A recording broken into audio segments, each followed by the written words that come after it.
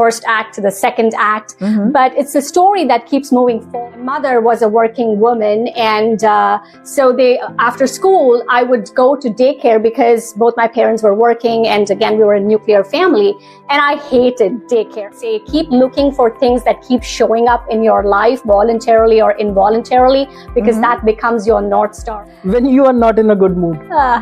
I think that question should be asked to my family, and you'll get theses probably, because they think I'm drama queen. Hey everyone, welcome to another episode of the Passionpreneur Show. This is your host, Neetu Rishi. And people know me as an author, an entrepreneur, or a keynote speaker, or former Mrs. India Universe. I wear multiple hats, but one word that describes me best is passionpreneur, because I converted my passion into two thriving businesses. The first one is the Success Store, and second is FLYSHOWCASE. In both the cases, I'm a transformation coach where I help students and adults get rid of the self-doubt, build more confidence, and navigate them in purpose-driven projects. Through this show, we bring the stories, the untold, the unfiltered stories of the people who are also passionate, and they have taken it to the next level. You don't have to walk all those hard paths which they have. That's why we have created this episode, so that you can learn from them. So you know what to do next. Grab a notebook and a pen so that you can take down all the takeaways, because today you are definitely in for a treat. This person has inspired me throughout. I don't even remember how many years I know her, but let's welcome our guest for today, none other than Karuna Pai Thomas. Hello. Thank you so much for being here. Thank you. Thank you for having me, Neetu. Awesome. And you look gorgeous. You too. The beautiful diva. All right. I know there's a lot that I can talk about her, but we would want to know from her own words. So let me tell you who she is. She's a corporate leadership coach. Corporate leadership holds a big responsibility. She also, as you can see, she's fashionable, glamorous.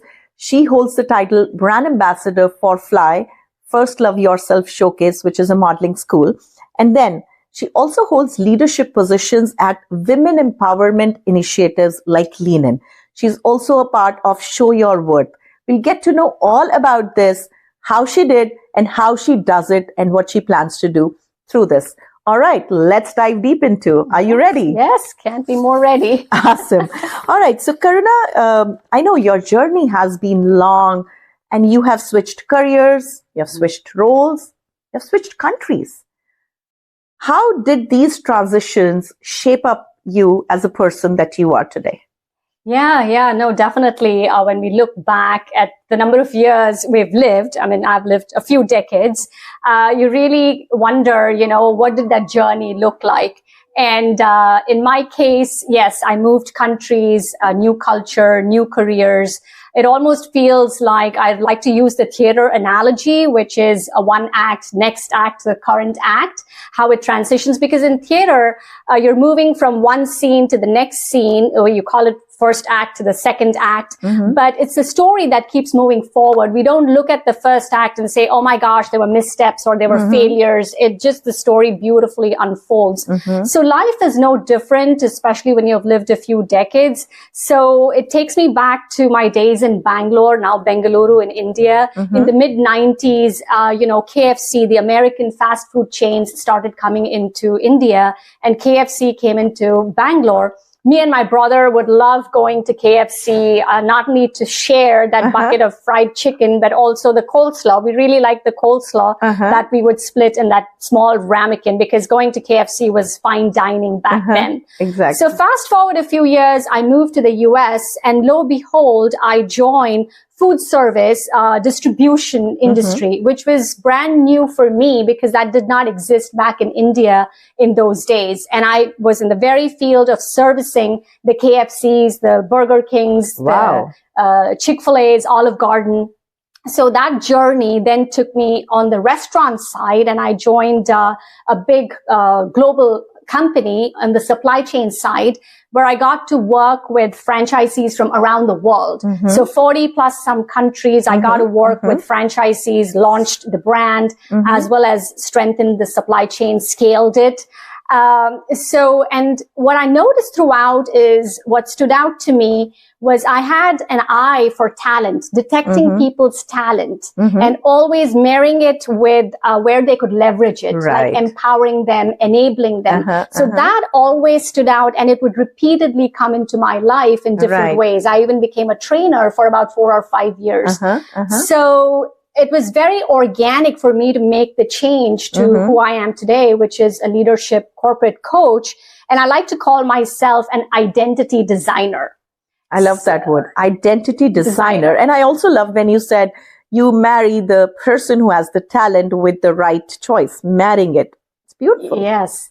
Yes. So just like, fashion designers and interior decorators who look at the person, they look at their persona and style you accordingly to make you look even better or more powerful or more empowered. I do the same with my clients, where we help them become who they want to become, from their value side, from their purpose side. So, like theater, life is the same. Each act is helping you get to that next act. It's preparing you, whether you know it at that time or not.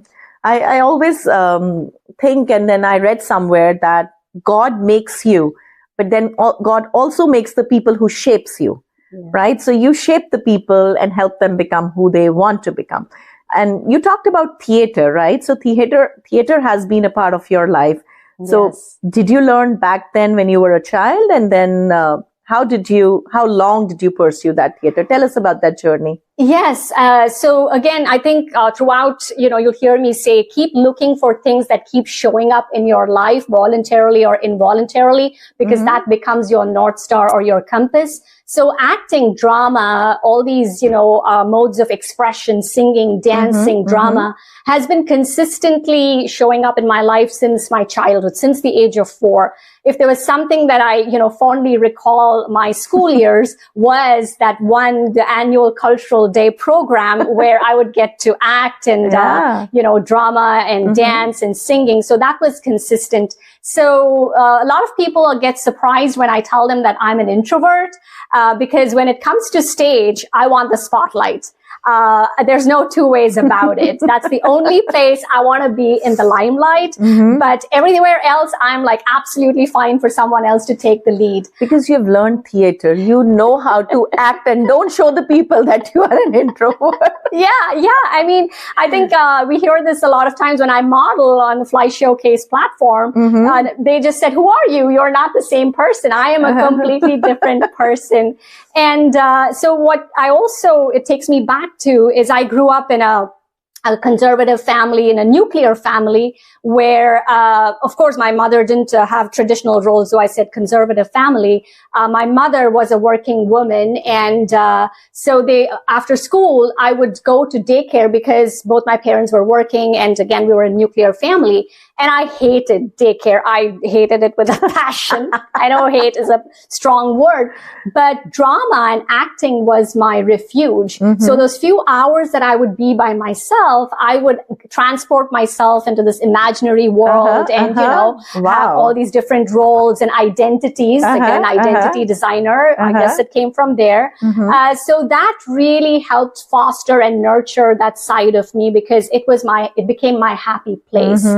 So something that I've noticed is, I'm going back to all those things in the last 10 years. I started pursuing dance, storytelling, singing, and now I definitely want to give wings to acting and bring it back into my life. Any plans to go to Hollywood? You never know. You never know.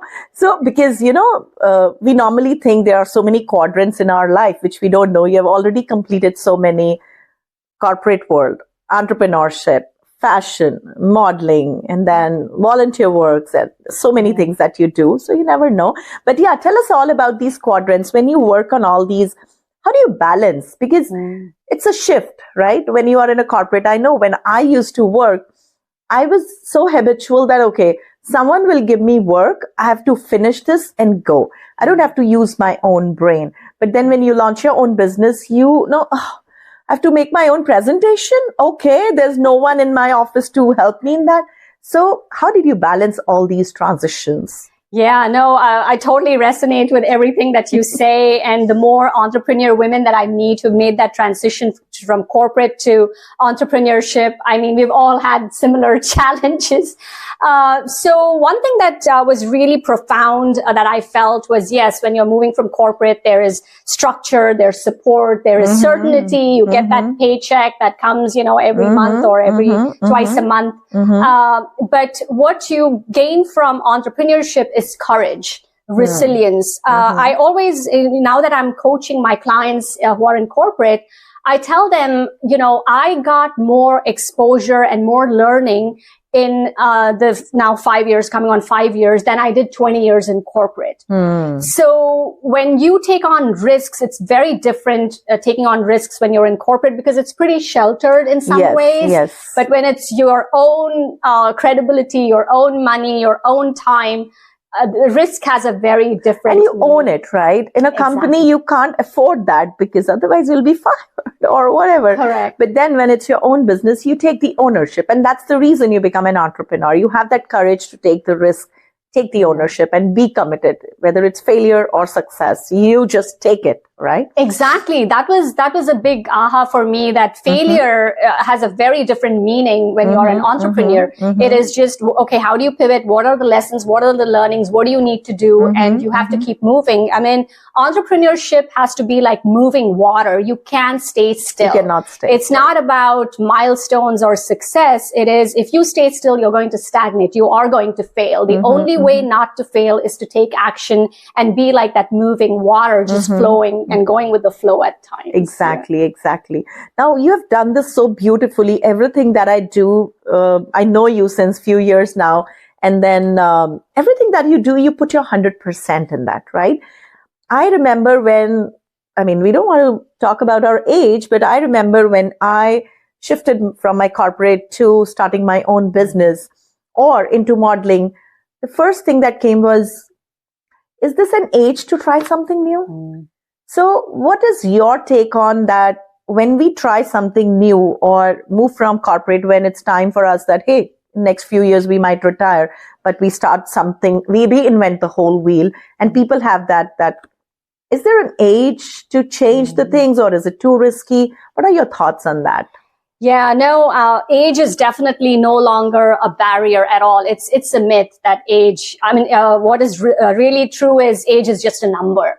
The moment that spark or that thought arises in our minds, that is your sign. That is your sign that you're ready and you have to take that next step. So especially for women, I do see, especially women, in their midlife, I have them coming into coaching and asking all the time, is this what I want to do ongoing? Is this the legacy I want to leave for my kids? Is this, who I want to be known for? So these are questions that you and I also ended up asking, and we made the shift that we did. So, and there are so many famous people. I go back to the KFC example, where Colonel Sanders, he started franchising KFC at the age of 65. There are tons and tons of people where age is just a number. It's their spirit, their spark, their passion, that has helped, take them forward. So anytime somebody, again, always look for that pattern. What keeps showing up in my life? And it goes back to your values, which becomes your moral compass. This example that I like of one of my clients, it just stayed with me. He was a senior executive, marketing executive in a tech company. And it's interesting that, all the clients that I've coached, when there's a layoff, they know if they are going to get laid off or not. For some reason, they are able to read the writing on the wall. And what differentiates the person who recognizes that and is successful in spite of that is they know how to leverage that opportunity. So he took a pause, he took a sabbatical, they get a package, he decided to take some time off, and then he recalibrated, and his passion was in civic leadership, civic duties. So what he did was he stood in his, city council elections, and he won. And he's now on second term, and they are asking him to stand for mayor. You know? Yes. So, when you get that spark, when you get that idea, that is your sign that you are ready. Just move forward. And sometimes it's all about, whether you say Almighty God or you say universe, something happens in your life for a reason. We realize it later on. I remember when I moved from India to US, and I was applying for jobs, applied for 71 jobs, not getting a response. I was thinking whether that was a right decision or not, or why did this happen to me? You know, that comes in our head. But today when I look back, I think, oh yes, it was for the right reasons. Absolutely. Right. Now also, you know, people talk about midlife, these pivotal moves that happens. We have those self-doubts. We all are humans. So did it ever mess up with your brain? And then at a certain age, we are hesitant in asking for help also, right? So how did that happen? Did you face that, and how did you overcome that? Yeah. No, absolutely. Midlife, you know, it's a beautiful time to be in, but because you have a lot of clarity, you have courage, but it comes with a ton of discomfort where, like you said, the path that unfolds, it may not necessarily be the one that you planned for, but you definitely know your goal. So same thing happened with me. I knew I was done with supply chain. I knew I wanted to work in empowering people. I had that knack for identifying talent. What is someone good at? I mean, it just came to me organically, and come to find out all my top 5 strengths lie in relationship building with strength finders. So I thought, okay, it's going to be an easy pivot, supply chain to facilitation, training, coaching. But absolutely not. It was not at all. So corporate, the doors shut. And I was adamant that this is my, niche. And then I started freelancing and consulting, and the doors continued to open from that. But what I would say is helpful is the 3 S's that I talk about: support, structure, and systems. So support is key, you know, whether it's from your family or friends. For me, it came in the form of my husband, because prior to that, he really brought in where I could see that, what not having support versus having support would look like. I grew up in a very conservative family. It was very, fear-driven kind of beliefs. So even now, sometimes I catch myself, but because I had the tools, I'm able to reframe or reprogram. But just having somebody who doesn't hold you back, even if they're not encouraging, they're not discouraging. Yes, that's important as well. That is huge. It makes a huge difference for you to make leaps and bounds in progress. Second one is structure, and going back to, asking for help. It's very important for us to lean into the experts in the industry, the mentors. You are so big on mentorship. Success Store actually even promotes and has mentorship in their program and curriculum. Definitely, I'm a huge proponent for tap into the experts in the industry, because that's going to shortcut your learning curve. Exactly. If anything, it will accelerate your growth and accelerate success. And the last one is systems. Make use of technology. AI is there.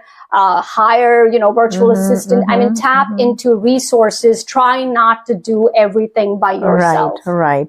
No, when you said, yes, try not to do everything by yourself, we recently had a guest talking about digital marketing, and we were talking a lot about, small business owners do not want to outsource because they think, I don't have that much money, but it's so important. And you talk so well, systems are very important. Otherwise, you just feel drained, and that's where you want to just give up on it. Correct. There are so many people who quit only because of those reasons. Lack of mentorship, of all that. Okay. So, we understood, and I'm sure our audience are enjoying this conversation, and they must be thinking, how does she do it all? Now you have to tell our audience, how do you balance all the quarters? You still find time to dance. You still find time to make an Instagram reel. I know before this, I met someone and she said, hey, let's make an Instagram reel. It took us forever. I said, what is happening? So for me, it's, I just hold my phone and I can record, but dancing and all that. So coming to the point, how do you balance it all? Is there a system or a strategy or a formula that you do? Yeah. So, again, that is my, a booster, energy booster or motivation. I have found myself, if I go for days without doing something creative, I go crazy. So yes, doing the Instagram reels, the dance reels, they are time consuming.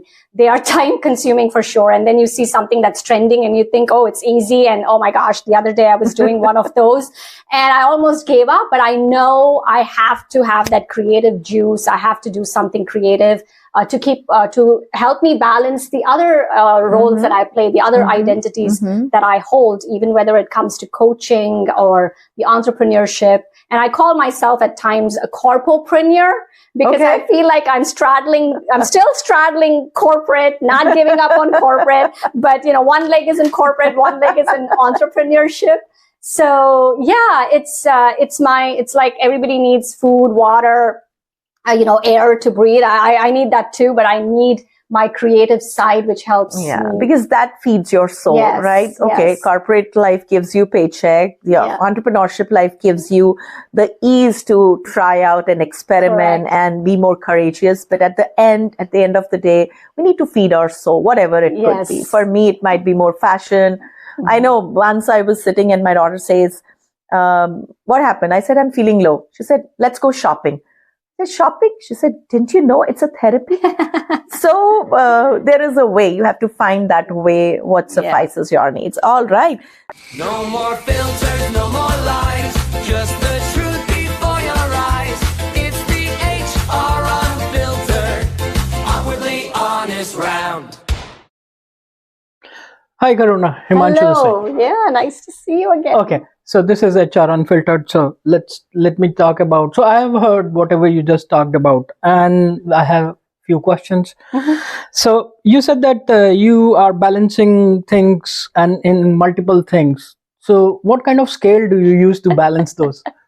Okay. So, a lot of answers are coming to mind, like a porcelain scale. You've got to balance, otherwise it'll crack. But I think energy scale, it's like, what does it feel like today? If the energy is draining, then you got to shift and create that balance. Perfect. Okay. So I heard that you have worked with multiple food chains, and so have you never experienced that food? Because I have to maintain my belly, but I don't think so you have a belly.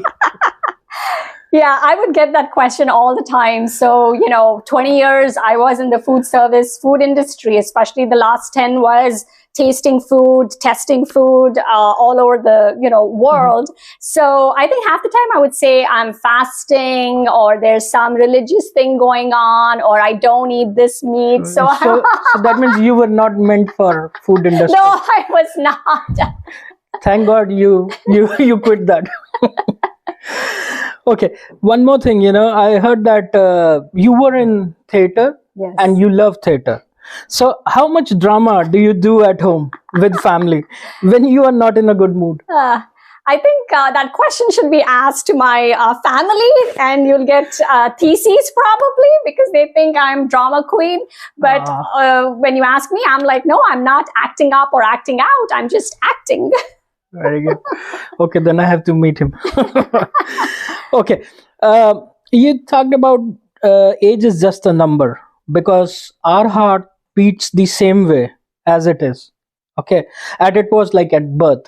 So what all is still pending in your bucket list? Something like skydiving? Oh, no, I'm not that adventurous. But along those lines, travel is definitely something that I enjoy and look forward to. And I got to do that a lot in my restaurant side of the job when I was in international franchising. So that's the part I still miss, and that's a bucket list. I want to continue traveling. Okay.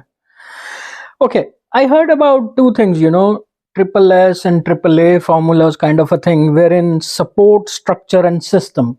So if we combined all three, which comes to one thing, which is success. So I think you are surrounded by multiple S. Okay. So I heard that there was a triple A formula as well. So between triple A and triple F, which means Karuna is what she is, right? Yes.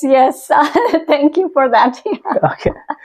So thank you, audience. We are signing off now. So we have so much that we can talk and learn from you, but there are always time constraints. So coming towards the last part of this episode, what is one magic formula? Why I say magic? Because I run a Wednesday Voice series on different platforms where I share 1 minute of a personal growth formula. Yes. So what is one magic formula you would like to share with our audience to manage the corpopreneur life, right? Yeah, no, and I love your Wednesday voice. So informational. I learn a lot from that. And I love that, just those bite size as well, because now we're able, as humans, our memory or what we can capture is only 8 seconds, like a goldfish, only 8 seconds. So my framework or modality has been what I call the 3 A's. So it's awareness, access, and advocacy.